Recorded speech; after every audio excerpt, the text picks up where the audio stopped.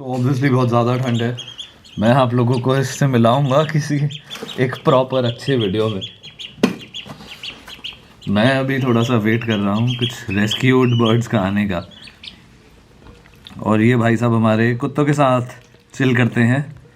और अभी obviously breakfast का टाइम है। मैं सब कुछ बताऊंगा आपको ना कि मैं क्या खिलाता हूँ इसको और क्या सब कुछ रखता हूँ। अभी हीटर वाले रूम में रखना इसको बहुत ज़रूरी है भाई साहब को। Although he is never scared of me. और ये आजकल कुत्तों के साथ हो रहा है पर अंदर करना बहुत ज़रूरी है क्योंकि बहुत ज़्यादा सर्दी है अभी। Hello everybody, welcome back to this channel. मैं हूँ Akash Vimal. How you guys doing? I am back with another video. और आज भी बहुत ज़्यादा ठंड थी दिल्ली में, हमेशा की तरह। अभी कुछ देर पहले ही बारिश थमी है और यहाँ पर हमारे पीके वाइल्ड लाइफ भाई साहब काफ़ी सारे रेस्क्यू कॉल्स करते हुए सर्दियों में। और अभी इतना अजीब सा मौसम हुआ है, इतनी ठंड है और थोड़ी थोड़ी सी धूप आने लगी है, पर इस धूप में कोई गर्मी नहीं है एंड इट्स बीइंग वियर्ड। तो आज सुबह से 2 कॉल्स ऑलरेडी आ चुके हैं और सबसे कमाल की बात यह है कि अभी एक दिन पहले ही मैंने एक वीडियो डाला था जिसमें वी गॉट 1 एग्रेट, मतलब जिसको हम हिंदी में बगुला बोलते हैं, जिसको मांझे से चोट थी। तो आज हमारे पास जो 2 रेस्क्यू कॉल्स हैं वो काफ़ी रेयर पक्षी के हैं, जो कि आपने थंबनेल में देख ही लिया होगा। और रेस्क्यू कॉल्स कंप्लीट किए थे प्रशांत ने ही, और मैं आपको उनसे मिलवाता हूँ और सारी स्टोरीज और सब कुछ हम जानेंगे उनके बारे में, क्योंकि according to me this is very important and it is high time for us to know this.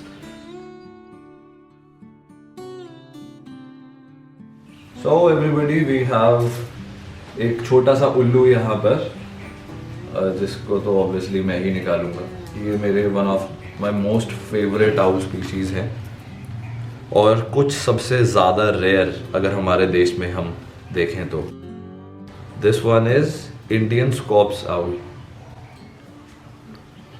इनके पंजे बहुत तेज होते हैं और ये हर 3-4 घंटे में खाना खाते हैं। ये अभी थोड़ा डरा हुआ है क्योंकि इंसानों के पास है और ये काफ़ी दिन तक लटका हुआ था। ये 2 से 2.5 दिन से ऊपर ये लटका हुआ था और तब जाके किसी ने देखा और फायर डिपार्टमेंट को कॉल किया था। फायर डिपार्टमेंट दिल्ली द्वारका, तो उनको कॉल किया गया था। उन्होंने और हमने मिलके उसको पेड़ से उतारा है। काफ़ी हाइट पे था, तो वहाँ पहुँचना बहुत मुश्किल था। बिना फायर डिपार्टमेंट के हम कर भी नहीं सकते थे, इतनी ज़्यादा हाइट पे थी। और वहाँ पे पूरे इसमें विंग में मांझा फंसा हुआ था और ये 2 दिन से उस पर लटका हुआ था। एक तो छोटा सा है, इतनी हाइट पे दिख भी नहीं रहा था, लेकिन किसी को दिखा, उसके बाद उन्होंने तुरंत एक्शन लिया। हमें कॉल किया, फायर डिपार्टमेंट को कॉल किया, हम भी पहुँचे, वो भी पहुँचे और वहाँ से तुरंत हम उसको उतार के लेके आए हैं। अगर आपको ऐसे दिल्ली में या कहीं भाई ऐसे मांझे में फंसा हुआ कोई भी पक्षी दिखता है तो आप फायर डिपार्टमेंट को कॉल कर सकते हो। फायर डिपार्टमेंट फायर ब्रिगेड को बोला जाता है, 101। आपकी वो हेल्प ज़रूर कर देंगे और उसके बाद वो जो भी जानवर होगा या पक्षी होगा वो उसको हमारे पास तक या फिर हम जैसे जो लोग हैं उनके पास तक पहुंचा देंगे। तो अभी हम इसको कोशिश करेंगे। इसका ये वाला जो वुंड है, ये 3-4 दिनों से मांझे से उलझ के लटका हुआ था, तो इसमें ताज़ा ब्लड है, मतलब कि ये ज़्यादा पुराना नहीं है और कोई भी हड्डी पे आज सच प्रॉब्लम नहीं है। He is able to move it. तो अगर इसकी ये चोट सही हो जाती है तो ये वापस उड़ पाएगा।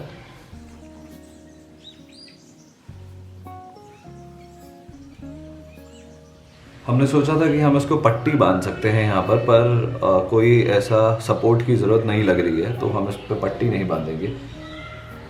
और इनके पंजे बहुत तेज़ होते हैं और इसने पूरी जान से मेरी उंगली पकड़ी हुई है। They are quite cute beings. Catch करने के लिए तो आपके पास कभी भी ऐसा कुछ आता है तो प्लीज़ उसको एज अ पेट मत रखो। वो नहीं जिंदा रह पाते, कुछ टाइम बाद वो डिप्रेशन में चले जाते हैं एंड दे विल डाई। और ये जो हमारे पास स्पीशीज़ है इसको हम बोलते हैं इंडियन स्कॉप्स आउल। इनके छोटे छोटे कान होते हैं, अगर आप ध्यान से देखोगे, ये दिखाना नहीं चाह रहा है अभी, पर हम इसको परेशान ज़्यादा नहीं करेंगे। इसके जो छोटे छोटे कान हैं, इनके ऐसे ही कान होते हैं and they are very rare to find. आपको ये नॉर्मली अगर आप जंगलों में इनके लिए जाओगे तो आपको ये इजीली देखने के लिए भी नहीं मिलेंगे।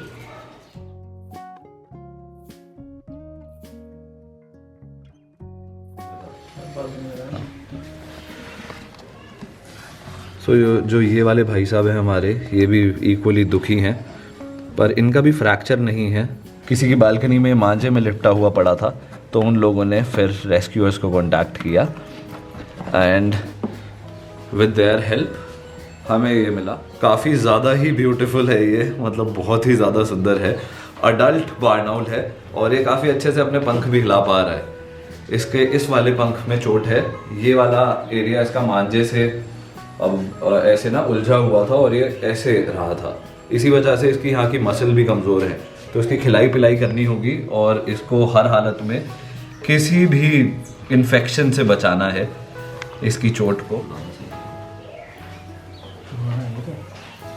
पुराना है।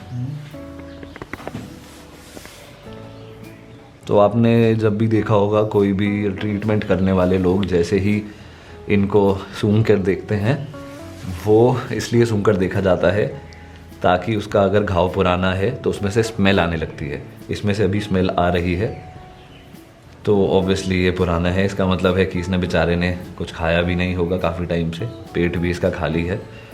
इस वाले की हालत उससे बेटर है, डोंट वरी। ये अभी इसने ना सबमिट कर दिया है। अभी ये इधर फ्रैक्चर है, फ्रैक्चर नहीं है, मांस गल गया, हड्डी हो गई है, काली हो गई है, काली पड़ गई, मतलब वो मरने लग गई है।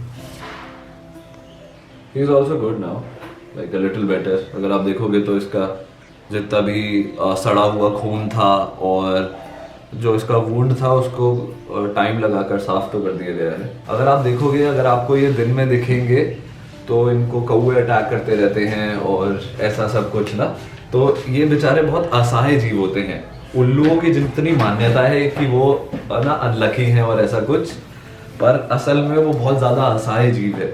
और जिस तरीके से अब पूरी दुनिया में अगर आप देखोगे, इंस्टाग्राम खोल कर देखोगे या कोई भी सोशल मीडिया उठा लो, तो बहुत सारे गाँवों के आपको पोस्ट मिल जाएंगे, वहाँ के लोग इनके साथ मज़े ले रहे हैं, इनको ऐसे मज़े में कबूतरों के साथ छोड़ दिया है और पिंजरे में रख रहे हैं। And it is very weird.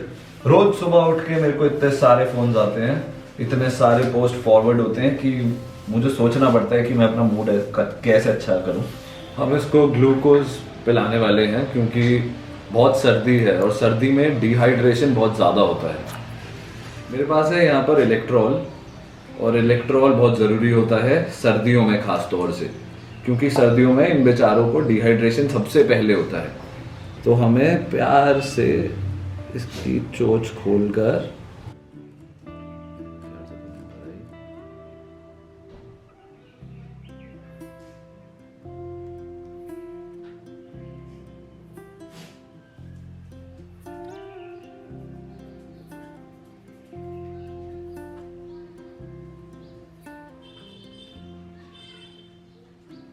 हमें ड्रॉप बाय ड्रॉप करना होता है ये, वरना उसको प्रॉब्लम हो सकती है। हमें ये बहुत जेंटली करना होता है, हम अपना हाथ एकदम तेज़ नहीं रख सकते क्योंकि बहुत इसके लंग्स में चला जाएगा अगर मैंने ड्रॉप बाय ड्रॉप नहीं डाला ये। और जंगली जानवर जो होते हैं वो ट्रॉमा के बाद सबसे पहले डिहाइड्रेशन से ही मरते हैं।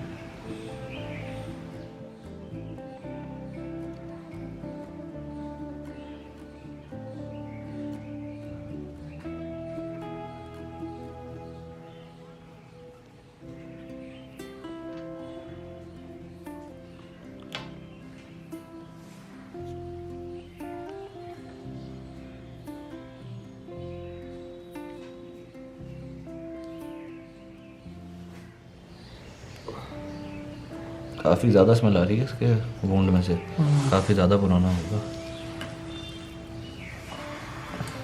इनका सटकना बहुत ज़रूरी होता है और अगर आप प्रेशर से ज़्यादा डालोगे तो प्रॉब्लम ही हो जाएगी।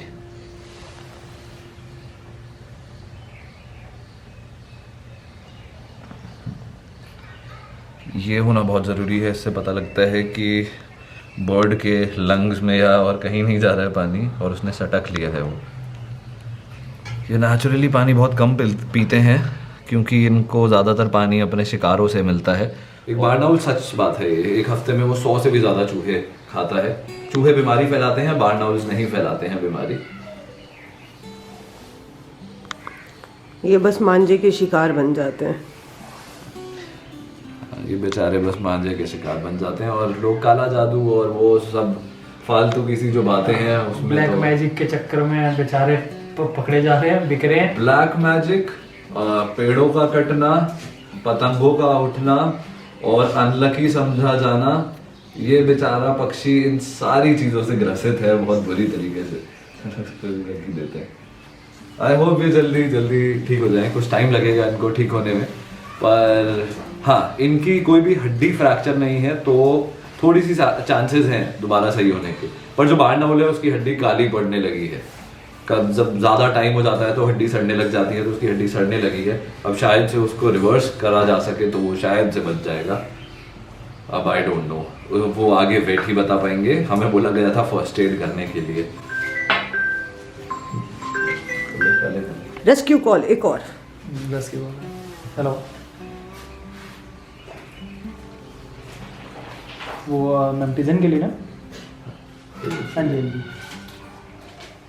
हेलो, हाँ वो फड़फड़ाएगा मैम, एक्चुअली पैरालिसिस अटैक होता है जो पिजन को, ये कॉमन होता है इनमें। तो इस इंसान के ना रात दिन फोन बजते हैं क्योंकि ये रेस्क्यूअर है और ये कुछ अकेला अभी रेस्क्यू कर रहा है, पूरा दिल्ली अकेला ये संभाल देता है। आज से 4-5 साल पहले मैं ये काम करता था, हमें लगा था कि काफी सारे लोग रेस्क्यू वाली चीजों में आ जाएंगे, बहुत सारे आए भी, पर आधे से ज्यादा ना, मैं बुरा नहीं बोलूंगा, बस वो नकली निकले साले। हम अभी भी यही हैं अपनी जिंदगी से लड़ते हुए और वाइल्ड लाइफ के लिए लड़ाई कर रहे हैं। It's good. ऐसे पक्षी जब भी रखते हो तो कोशिश कीजिए आप उनको एक बॉक्स में रखें। वो बॉक्स ज़्यादा बड़ा नहीं होना चाहिए कि जिस वजह से वो अपना सर उसमें मार लें, पर वो इतना बड़ा होना चाहिए कि वो घूम फिर सकें और अपने पंख खोल सकें। ये दिखने में थोड़ा छोटा है पर अपने ये पंख खोल सकता है for sure. Thank you so much for watching. आपकी मैं कैमरामैन पीके वाइल्ड लाइफ रेस्क्यू और आकाश विमल मिस्टर वाइल्डली इंडियन के साथ आज का दिन हम समाप्त करते हैं। Kindly think about others also. जानवरों के बारे में भी थोड़ा सोचो, प्रकृति के बारे में सोचो, नेचर के बारे में सोचो। किसी जानने वाली प्रकृति की बात नहीं कर रहा हूँ मैं। और पतंग उड़ाने से पहले 2 बारी एक्स्ट्रा सोचो।